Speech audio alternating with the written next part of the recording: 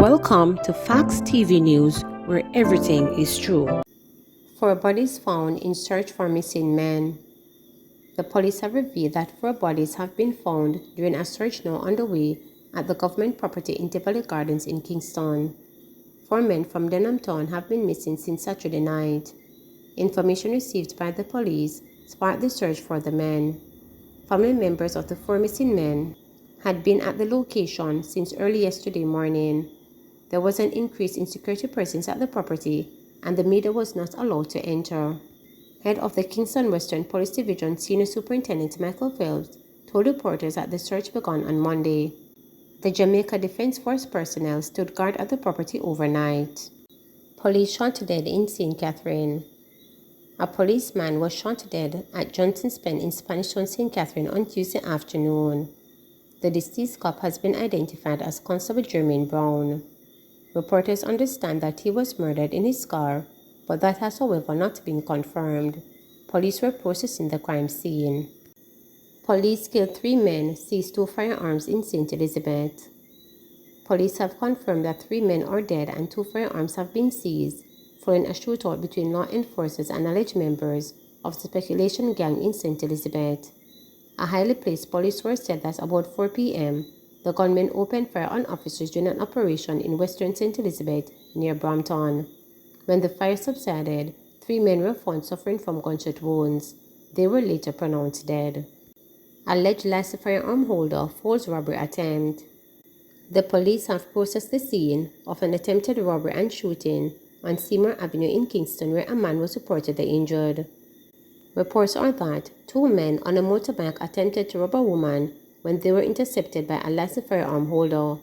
One of the would-be robbers was shot by the firearm holder, while the other managed to escape on foot. Aside from confirming the shooting, the police could not divulge any further information at this time. Shericka Jackson leads Jamaica's into women's 200-meter final.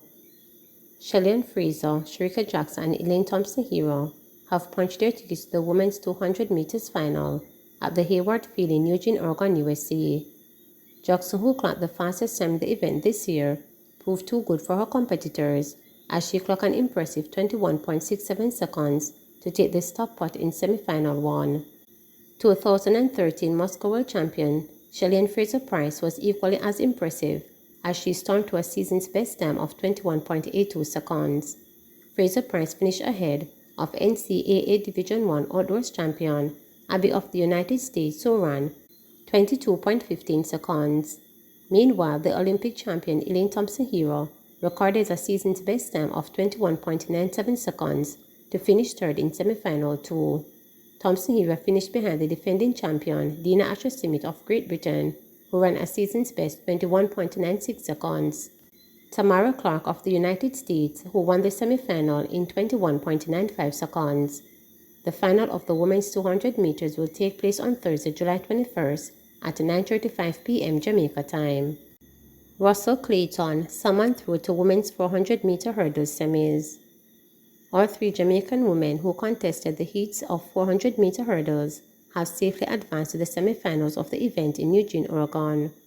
3 times Commonwealth champion Genevieve Russell held off a fast-finishing Shamir Little of the United States to cross the line in the top position in Heat 2.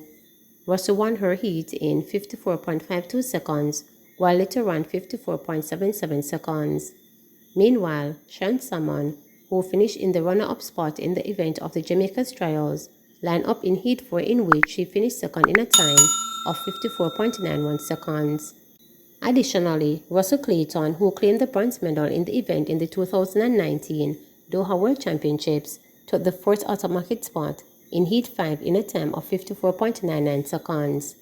The semi-final of the women's 400 meters hurdle is scheduled for today, July 20 at 8:15 p.m. Jamaica time. Kingston teen charged with murder, illegal possession of firearm.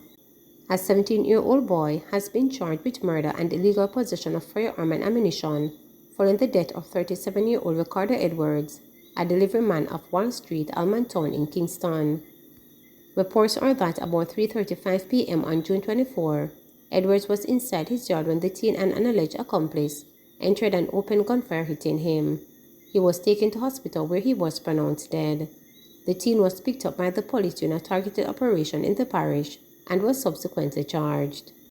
Scratcher's millionaire ready for back-to-school shopping. Back-to-school shopping will be a breeze this year for the latest Supreme Scratcher's millionaire. The woman was in a joyous mood when she claimed her winnings and expressed gratitude for the timing of the cash prize. This is a nice lump sum of money that will be great help with my back-to-school shopping. It really couldn't have come at a better time. I was also doing some renovation at my house that I had to stop because I was low on funds. I'll also use some of the money to continue that, the woman said in a press release. The Lucky Cash Pondy Spot ticket was bought on Lady Musgrave Road in Kingston. I bought the ticket and took it home. When I scratched it and I saw won $1 million, I thought it was a mistake. I had to ask my family to check and make sure that I was seeing it was real. Miss Start switched same time, Lee said. Supreme Scratchers is the instant win scratch card game from Supreme Ventures.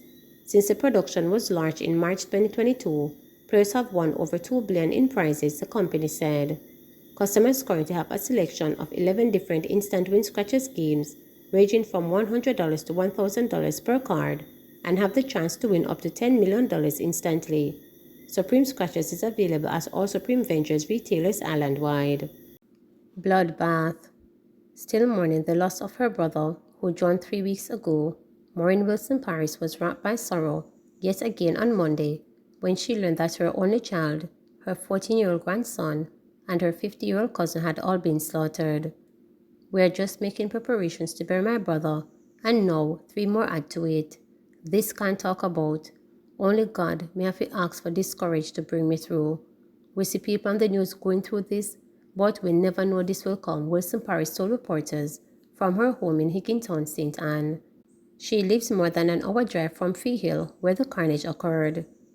Those killed have been identified as her daughter and 45-year-old chef, Andrea Rattray, Lawrence, Paul Balder, a farmer, and Alito Michael Bonito, a student. A report reaching reporters states that a 15-year-old boy, who was also in the house, discovered the bodies. The teenager, a relative of those killed, reportedly woke up about 8:20 a.m. and went to search for Michael, who was not in the room they both shared. He reportedly went to the living room and found a bloody scene. According to the police, all 3 slain individuals had wounds to their upper body, including their necks. Their bodies had what appeared to be knife and machete wounds. Badal was reportedly found lying on a sofa in the living room with his throat slashed, a machete in his lap, and a knife in his right hand. Rachi and Michael's body were found in a bedroom in a pool of blood. The police said there were no signs of break-ins. On Monday evening, lawmen were still trying to piece together what happened inside the house.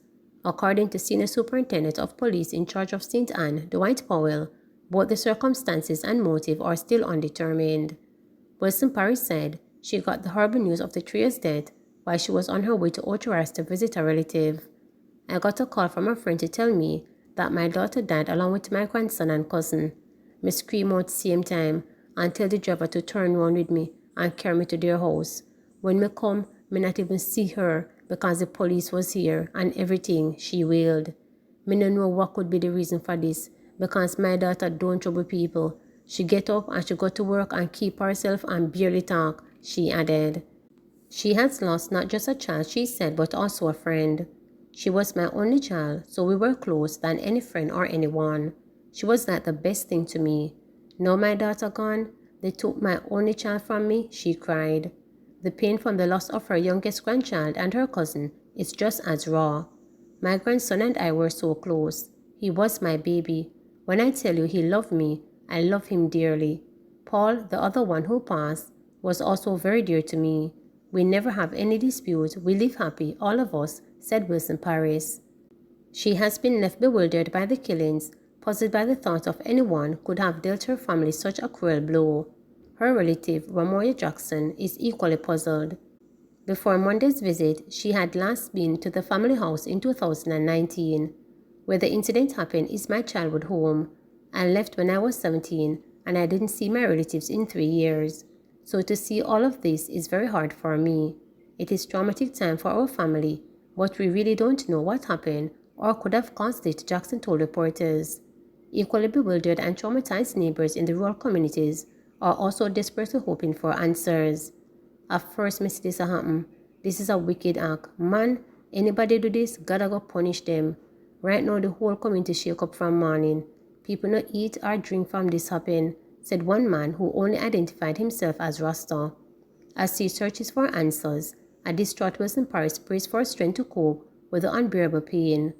Only God may have to ask for the courage to bring me through this, because may I tell you say, it not easy, and nobody else can strengthen me, because him never leave nor forsake us, she said tearfully. 51 new COVID-19 cases in Jamaica, no deaths reported. The Ministry of Health and Wellness reported 51 new COVID-19 cases on Tuesday, July 19, bringing the infection total to 144,932. The new cases comprise 30 females and 21 males, with ages ranging from 13 days to 96 years.